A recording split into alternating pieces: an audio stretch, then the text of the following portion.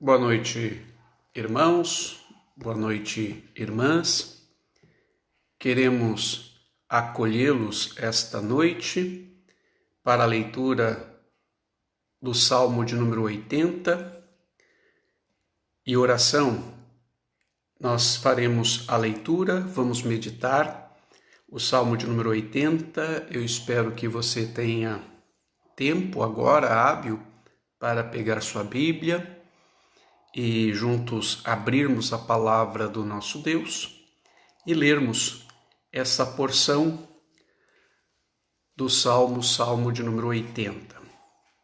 Eu gostaria de iniciar orando, pedindo para que o Senhor venha nos abençoar. Gostaria de convidá-los e convidá-las para que acalmasse seu coração e juntos pudéssemos buscar a presença do Senhor em oração, pedindo que Ele venha nos abençoar, fazer a vontade dEle sobre tudo aquilo que nós ansiamos, tudo aquilo que nós precisamos, que nós possamos confiar agora no Senhor. Querido Deus, graças nós te rendemos pela forma bondosa que o Senhor tem cuidado de cada um de nós. Invocamos, Senhor, a tua presença sobre nós, que o Senhor venha nos abençoar, que o Senhor venha, Senhor, edificar as nossas vidas e que possamos ser exortados, ó Pai, pela tua palavra, para vivermos, ó Pai, segundo o teu querer, segundo a tua vontade. Abençoe meus irmãos, minhas irmãs, aqueles que trabalharam no dia de hoje, aqueles que estão em quarentena dentro de casa, aqueles que estão enfermos, aqueles que estão preocupados, ansiosos, aqueles que estão passando por várias dificuldades e necessidades.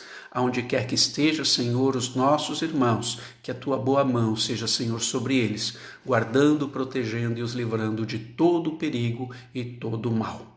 É assim que oramos, confiados em Cristo, em nome de Jesus. Amém.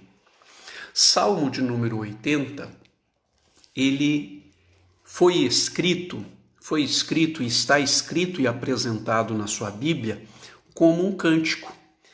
Ao mestre de canto, segundo a melodia, os lírios, testemunho de Asaf. Então este salmo, ele foi composto e está escrito aí na sua Bíblia como um cântico que deveria ser tocado segundo a melodia, os lírios. Mas ele foi composto inicialmente como uma oração. E eu gostaria de pensar sobre esse salmo nesse quesito de oração, nessa configuração, nessa caracterização de oração. Eu gostaria de propor aqui, conforme a Sociedade Bíblica do Brasil coloca em negrito as suas subdivisões, eu gostaria de utilizá-los como 4 divisões para este salmo. Nós vamos lendo e conversando a respeito do salmo.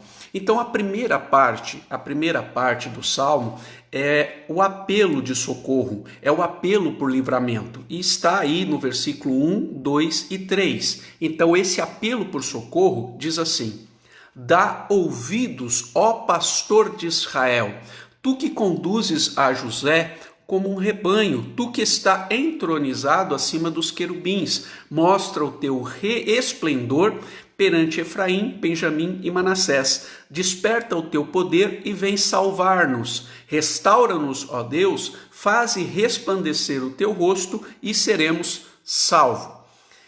Então, aqui está a configuração bem simples, bem clara daquilo que é um pedido, daquilo que é uma solicitação, daquilo que é um apelo, e um apelo por socorro. O salmista está dizendo: dá ouvido, ó pastor de Israel, restaura-nos, ó Deus, e faz resplandecer o teu rosto e seremos salvos. Então, esse introito, essa iniciação, essa introdução, nada mais é do que esse apelo ao socorro, apelo que o salmista está iniciando o salmo, fazendo ao pastor de Israel.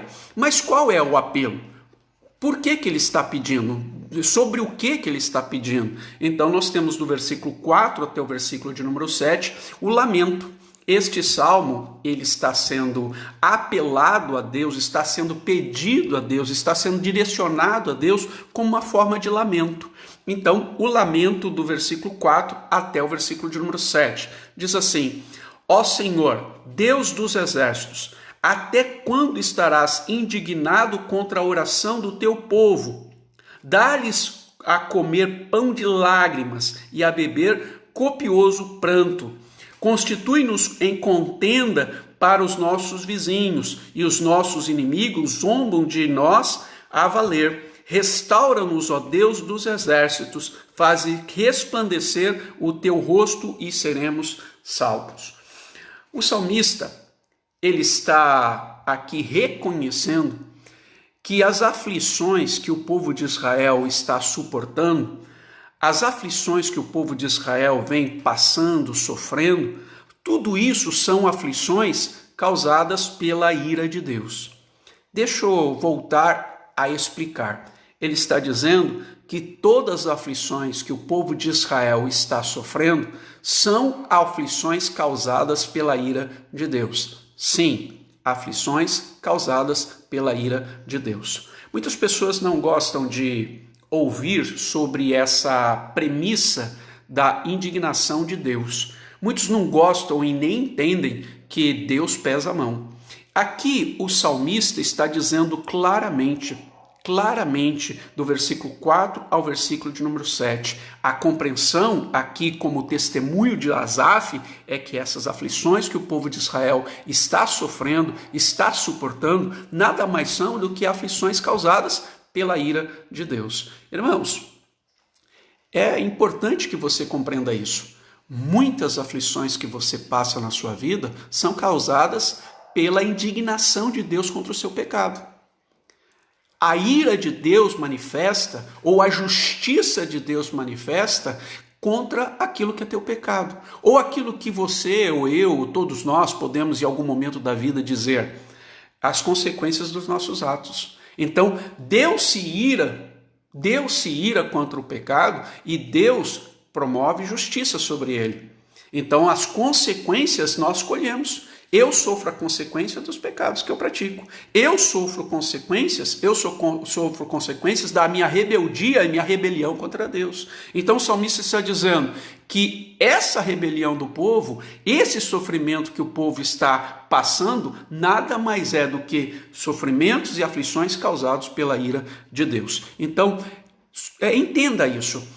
Considere isso, que muitos sofrimentos são causados pela ira de Deus. Ele está dizendo, e uma forma de o salmista compreender é que essa indignação de Deus contra o pecado, essa indignação de Deus contra a rebeldia, quanto a atos praticados que não colaboram com a vontade de Deus, faz com que o Senhor não responda às orações.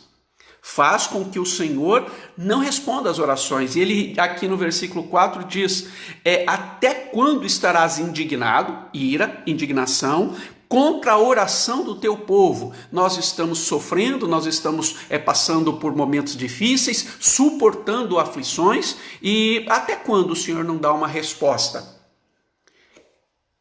Isaías 59 e 1 Pedro, capítulo de número 3, demonstra que estar em pecado e viver em pecado, enquanto nós não nos arrependermos e mudarmos a situação, Deus não ouve as nossas orações. Isaías 59 e 1 Pedro, capítulo de número 3, diz que existem obstáculos das nossas orações. Não que Deus não ouça, Deus ouve todas as orações no sentido de escutar. Ele ouve em todo lugar, Ele está em todo lugar, então Ele ouve todas as orações. Mas no sentido de atender, Deus não vai atender. Deus não vai atender. Enquanto persistir o pecado, essa prática, essa vida em rebeldia contra Deus. E o salmista está dizendo, até quando estarás indignado contra a oração do teu povo? E ele vai intensificar esse sofrimento, ele vai dar voz aqui o sofrimento, ele vai mostrar claro, dá-lhes a comer pão de lágrimas e a beber copioso pranto. E não somente isso, Deus está utilizando aqui os vizinhos, as nações vizinhas, para trazer julgamento sobre o povo de Israel. Versículo de número 6 e 7. Olha o que ele diz, e principalmente o 6. Constitui-nos em contenda para os nossos vizinhos, e os nossos inimigos zombam de nós a valer. Então Deus está utilizando, o salmista está tendo essa compreensão, que Deus está utilizando as nações vizinhas para trazer julgamento ao povo de Israel. Deus está permitindo o sofrimento, permitindo que eles passem por essas aflições, permitindo, por quê? Para que haja arrependimento. Deixa eu compartilhar com você a história de um amigo, a história de uma pessoa que eu conheço lá de São Paulo. Aos 31 anos, ele teve um AVC. Aos 31 anos, um rapaz bem-sucedido, trabalhou nas maiores construtoras que tem no nosso país, Odebrecht, Camargo Correia, trabalhou em várias como uma pessoa, diretor executivo muito conhecido, e aos 31 anos de idade, ele teve um colapso, ele teve um AVC. Ele diz que a causa desse AVC foi um momento em que Deus teve que dar um choque, para que ele pudesse compreender que ele não estava levando a sua vida a sério, no limite, sabendo que não dormia direito, não se alimentava direito, não tinha, só trabalho, estava virando um escravo do trabalho. E aos 31 anos, até que teve um AVC, e o AVC fez com que ele repensasse a vida. Deus estava utilizando daquele sofrimento para dizer: acalma, reavalia as prioridades da sua vida, saiba viver com moderação. Deus está usando o povo aqui, as nações vizinhas, para dizer a Israel: calma, se arrependam, isso que vocês estão fazendo está errado. Então Deus usa muitas situações para dizer para você, para mim, para todos nós: é momento de reflexão, é momento de você refletir se o caminho que você está trilhando é o correto, é aquilo que Deus requer de cada um de nós. Muito sofrimento nos faz levar a essa consideração do que Deus quer. O que Deus está dizendo? Qual é a voz de Deus no meio do sofrimento? O que Deus está querendo dizer? Às vezes eu vivo numa correria, eu vivo numa instância de tantas coisas para fazer, eu esqueço de ouvir Deus. Eu esqueço de ouvir o que Deus está querendo dizer. E Deus utiliza de alguns sofrimentos para fazer com que você se acalme, para que você preste atenção naquilo que é prioridade para Deus. É por isso que nem todo sofrimento nós devemos orar e pedir para que o Senhor afaste, mas no sofrimento nós devemos pedir o que o Senhor está falando. O que o Senhor está querendo dizer? Senhor, acalma meu coração, abra meus ouvidos, abra meu entendimento, para que eu consiga entender o que o Senhor está querendo dizer, o que o Senhor está falando, o que eu preciso mudar. Não ficar: esse sofrimento, essa aflição é do diabo, o diabo não gosta de mim, o diabo quer isso, os inimigos. Não, calma, irmão, calma. O que Deus está aqui permitindo? O que Deus está querendo dizer? Vamos entender. Deus nos ama, Deus cuida de cada um de nós, mas Deus permite que passemos por momentos difíceis, por aflições, para mostrar que nós precisamos refletir melhor e tomar um rumo certo da nossa vida, da nossa existência. Aqui nós temos agora a oração, nos é apresentado do versículo 8 até o versículo de número 13, do 8 ao 13, a oração pela videira transplantada. Observa aqui o versículo de número 8, como começa: trouxeste uma videira do Egito, expulsaste as nações e a plantaste. Então ele está aqui no versículo de número 8, fazendo ou nos apresentando o pano de fundo deste salmo. Nada mais é do que a saída, o êxodo do Egito e a conquista da terra que o Senhor prometeu, Canaã. Então ele está dizendo que o pano de fundo deste salmo, ele nos leva a compreender nesta analogia da videira, a videira transplantada. Ele está dizendo aqui do Egito e também da conquista de Canaã. Ele está dizendo de uma forma poética, trazendo esta analogia da videira. Ele vai dizer: dispuseste-lhe o terreno, ela deitou profundas raízes e encheu a terra, com a sombra dela os montes se cobriram, e com os seus sarmentos os cedros de Deus. Estendeu ela a sua ramagem até o mar, e os seus rebentos até o rio. Por que lhe derribaste as cercas, de sortes que a vindimam todos os que passam pelo caminho? O javali da selva devasta, e nela repassa os animais que pululam no campo. até o versículo de número 13, aqui a oração. Então ele está dizendo a forma em que Deus utiliza o Egito para que eles pudessem ali sofrer, ter as aflições. Então do versículo de número 8 e até o versículo de número 13, nada mais é do que a explanação, a exposição dessa analogia da videira do Egito, a videira transplantada. E por fim, do versículo de número 14 até o 19, está aqui a essência, o ponto essencial do salmista, que é a restauração, a oração, o apelo pela restauração do Senhor. Restaura-nos, ó Senhor, restaura-nos, ó Senhor. Versículo 14 ao 19, ele vai dizer: ó Deus dos exércitos, volta-te, nós te rogamos, olha do céu e vê e visita esta vinha. Protege o que tua mão direita plantou, o sarmento que para ti fortaleceste. Está queimada, está decepada. Pereçam os nossos inimigos pela repreensão do teu rosto. Seja a tua mão sobre o teu povo, e o seu povo da tua destra, sobre o filho do homem que fortaleceste para si. E assim não nos apartemos de ti. Vivifica-nos e invocaremos o teu nome. Restaura-nos, ó Senhor, Deus dos exércitos. Faze resplandecer o teu rosto e seremos salvos. Então ele está suplicando do versículo de número 14 ao 19. Ele está fazendo uma súplica pela restauração. Se você observou, versículo de número 3, ele também faz essa súplica. Restaura-nos, ó Deus, faze resplandecer o teu rosto e seremos salvos. Versículo de número 7, ele faz a mesma solicitação. Restaura-nos, ó Deus dos exércitos, para resplandecer o teu rosto e seremos salvos. E aqui do versículo 14 até o 19, ele termina com essa súplica de restauração.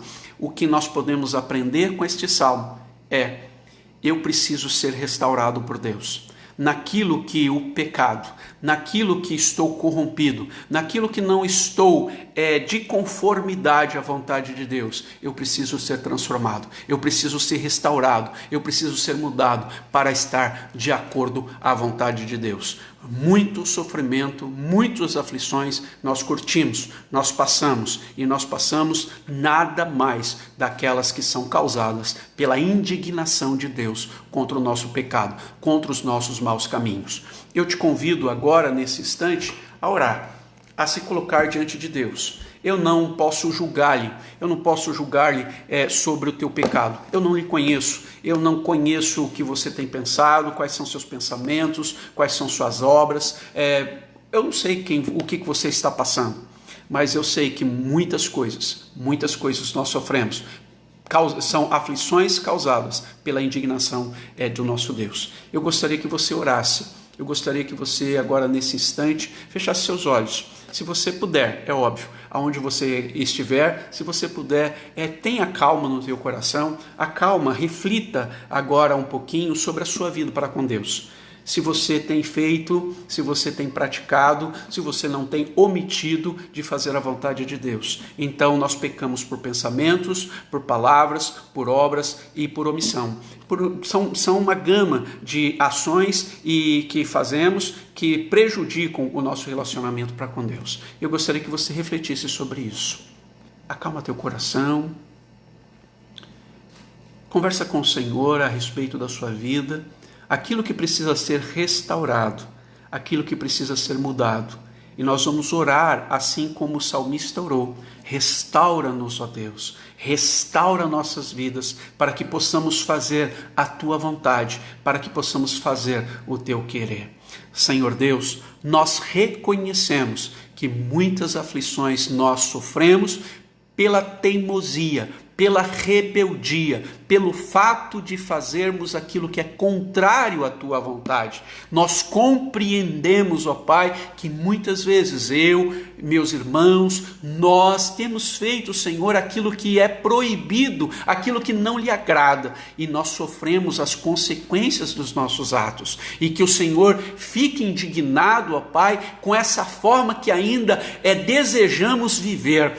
Nós que fomos um dia libertos por Cristo Jesus do pecado, libertos para não viver mais na prática do pecado, para viver em novidade de vida, mas nós vivemos novamente sobre a escravidão do pecado. Perdoa os nossos pecados, perdoa as nossas falhas, perdoa a nossa rebeldia, perdoa, Senhor, todas as vezes que insistimos a não fazer aquilo que é a tua vontade. Restaura-nos, ó Deus, restaura-nos, ó Pai, e assim seremos salvos. Restaura, Senhor, a nossa vida, restaura, Senhor, a nossa mente, para que possamos ouvir, Senhor, em nome de Jesus, a Tua voz, aquilo que o Senhor está dizendo no sofrimento, aquilo que o Senhor está dizendo na ansiedade, aquilo que o Senhor está dizendo, Senhor, na doença, aquilo que o Senhor está dizendo no desemprego, aquilo que o Senhor está dizendo, Senhor, nesse momento de pandemia. O que o Senhor está falando, Senhor, abra os nossos ouvidos, o nosso entendimento, para que sejamos restaurados,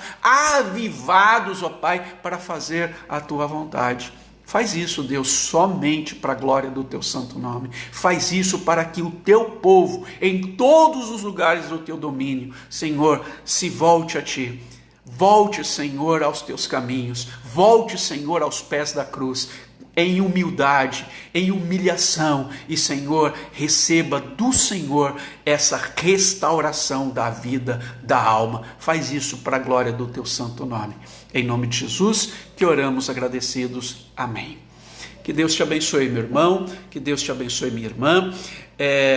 Eu quero só convidá-los a tomarem as suas devidas precauções. Nós aqui no estado de São Paulo, agora nós temos que andar com a máscara. Então não saia sem máscara, não saia para ser advertido por polícia, não saia para ser advertido por fiscal. Muitos estabelecimentos não permitem a tua entrada se você não tiver com a máscara. Use o álcool em gel, faz isso. Você é cristão, essa é a lei que está dita pelo governador e pelos prefeitos. Então cumpra a lei, faça aquilo que é correto, tá ok? É feio um cristão ser puxado a orelha por desobediência. Então faz isso, respeite as autoridades, ore pelas autoridades e faça aquilo que é correto. Deus te abençoe, uma boa noite e logo estaremos juntos. Um abração, fica com Deus.